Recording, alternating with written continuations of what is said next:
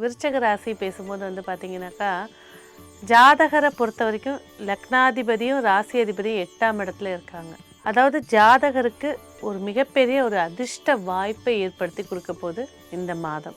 ஜாதகர் எதிர்பாராத ஒரு சூழலில் மாட்டிகிட்டு இருந்தாலும் அதுலேருந்து எப்படி ரிலீஃப் ஆகிறது, கடன் சுமையாக இருக்கட்டும், நோய் சுமையாக இருக்கட்டும், குடும்ப பிரச்சனையாக இருக்கட்டும், அதுலேருந்து வெளியில் வரத்துக்கான வாய்ப்புகள் அதிகமாக இருக்குது. குழந்தைகள் விஷயத்தில் கண்டிப்பாக விருச்சக ராசி நேயர்கள் கவனமாக இருக்கணும். தொழிலில் ஒரு ஏமாற்றத்தை சந்திக்கக்கூடிய மாதமாக இது இருக்குது. கண்டிப்பாக பேச்சில் நிதானம் வேணும்.